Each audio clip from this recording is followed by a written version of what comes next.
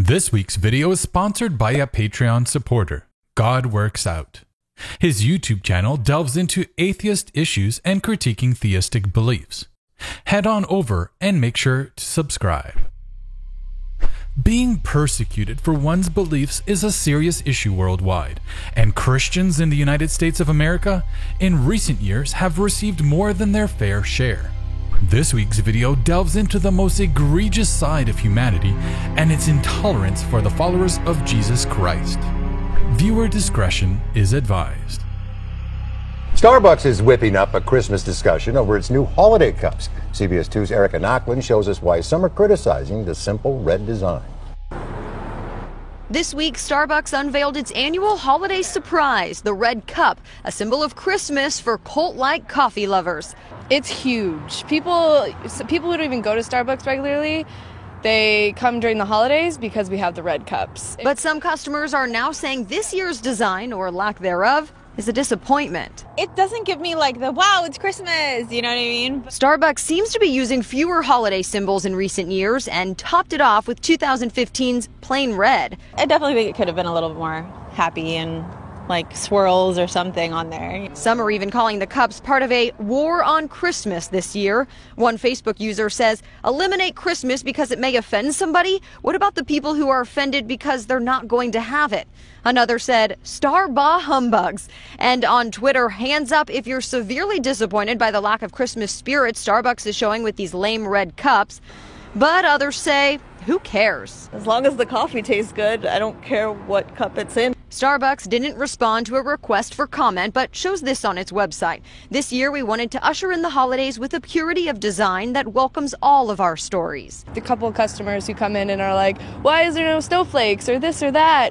So has Christmas come too early, or is it not embraced enough? Erica Nochlin, CBS 2 News. Oh, the humanity. This blatant example of the war on Christmas is just one of many examples of persecution against the Christian majority in the United States. Okay, seriously, can you honestly come up with a better example of a first world problem? Starbucks, a private company, has no obligation to spread any particular religious sentiment, as its singular function is to sell coffee. To that end, like every financially motivated corporation, Starbucks attempts to appeal to as wide of an audience as possible, and since the whole world is not Christian or celebrates Christmas, it chooses to decorate its disposable coffee cups in plain red. That's it. It's not a move to tear down Christianity or persecute Christians. It's one company's attempt to improve its image and thereby potentially increase profits by remaining neutral and respecting all of its patrons. Kim Davis sits behind bars for taking a stand and refusing to issue marriage licenses to anyone in her tiny Kentucky county. In doing so, she's become a national symbol for many who oppose gay marriage because of their faith. Under whose authority are you not issuing licenses? The gay couple suing Davis had asked that she be fined, but in a surprise move, the federal judge decided to put her in jail instead, saying just a fine wouldn't be enough to bring about her compliance. At the last minute, Davis rejected a deal to allow her deputies to process same-sex marriage licenses that could have prompted her release.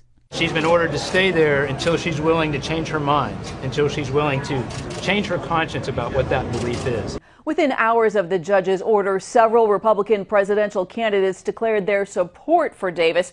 Mike Huckabee said it removes all doubt of the criminalization of Christianity in our country.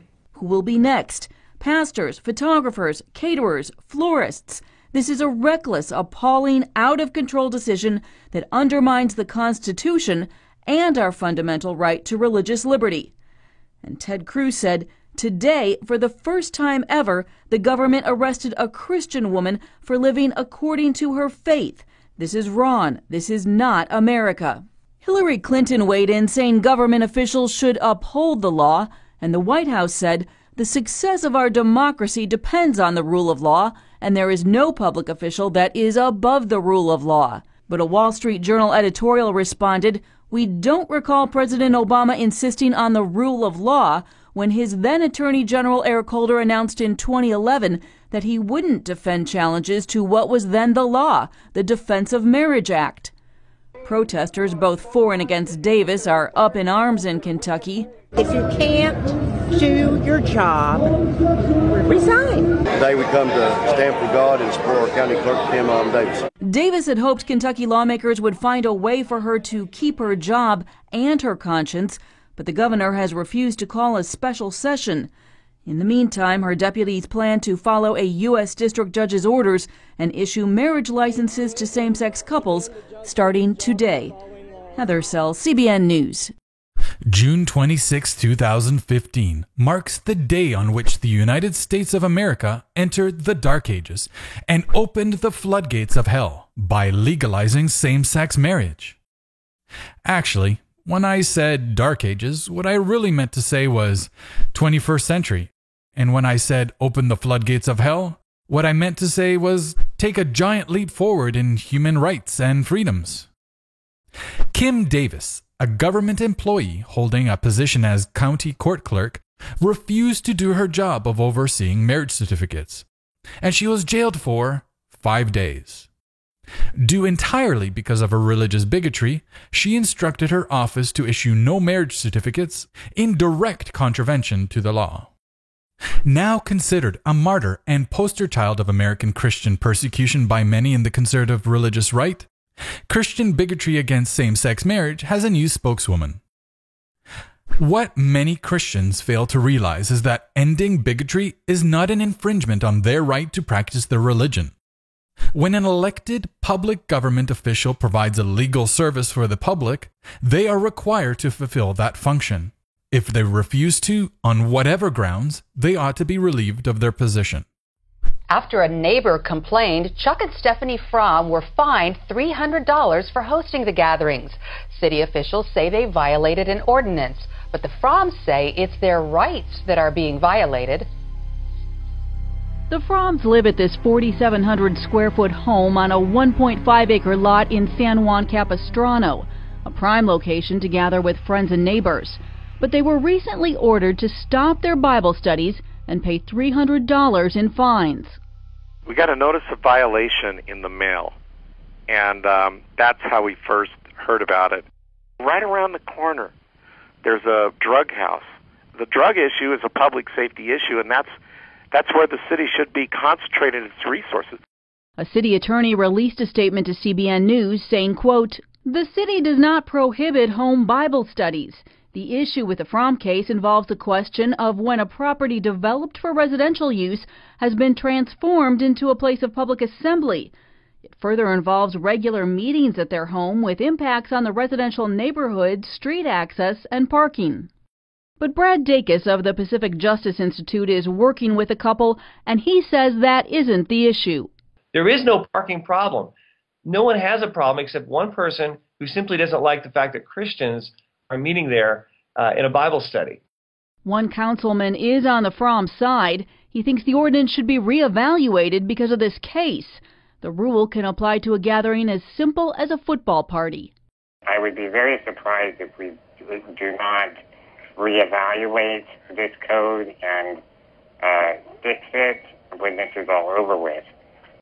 In the meantime, the Fromms will continue holding their Bible study at the neighborhood clubhouse. They've also started the website Right to Gather to draw attention to their case. God's in charge of the outcomes.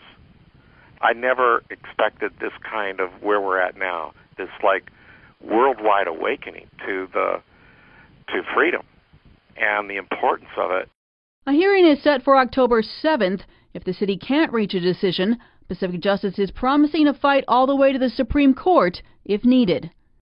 Heather Sell, CBN News. So, let me get this straight. A good Christian family running a Bible study out of their home has been fined by the city? Outrageous! Obviously, an example of Christian persecution that has nothing to do with the fact that their 4,700 square foot residential home on 1.5 acres is being used for non-residential purposes and therefore in violation of city ordinances? From the news report, you can clearly see a large structure on their property that is being used for a fairly sizable gathering, and so it really can't be reasonably argued that they are just inviting a few friends and family to read from their big book of ancient mythology. This particular neighborhood is zoned to be residential only and prohibits the transformation of its properties into places of public assembly, most likely to maintain its residential status. This is not an example of an evil government trying to suppress Christianity because of some hidden secular agenda. What this shows is just another example of where Christians feel entitled to be exempt from the law. Because, Jesus. Now the assistant high school football coach at Bremerton High School is on paid leave for praying on the job. Joe Kennedy is known for praying before and after the football games. Bremerton School District officials say the leave is necessary because Kennedy refuses to comply with the district's order not to pray on the field while he's on duty. Kennedy had agreed to the ban, but he got support from a religious freedom organization, and the coach resumed post-game prayers as recently as Monday night. Kennedy's lawyer told us about 45 minutes ago, at this point his client is not going to speak out publicly tonight, but the attorney did say this: "We tried to meet with school officials in person, but they refused to meet. We were only able to have a brief hour-and-a-half call with their lawyer, and the result was a letter banning private prayer just a few hours before last Friday's game. It is unfortunate the school district is choosing litigation instead of a simple meeting." The district tonight said this: it respects Mr. Kennedy's own constitutional right to free exercise of religion and understands that it has a duty to reasonably accommodate that exercise. And here is what Kennedy himself had to say on Monday. They're telling me that, oh, well, we'll give you a closet to go hide in. And it's like, I'm an American citizen. I'm a taxpayer. And this is my community. My kids go to that school. And you're telling me I can't do this? And then this is new tonight. Just a couple of hours ago, Coach Kennedy posted this on his Facebook page: Bremerton Knights versus Sequim Wolves. Winner goes to the playoffs. Forget me. And come support these incredible young men who will be battling on the field. My heart and mind will be with them. Put aside everything else and enjoy their senior night. Okay, I think I've finally arrived on an honest-to-God example of Christian persecution. Joe Kennedy, a varsity football coach, a paid government official, was put on administrative leave because he refused to stop praying during working hours, i.e. during a football game. That's it. We have definitive proof that the United States has really banned prayer in schools. No, it hasn't. Employees of public government institutions, when active in their paid duties, cannot be found to encourage one particular religion over another. Religious students, on the other hand, can pray to whomever they wish, but their teachers, coaches, and other school staff cannot directly or indirectly showcase or encourage their beliefs onto others. Joe Kennedy and other public school officials are free to practice their religious beliefs when not on the clock. You don't like it?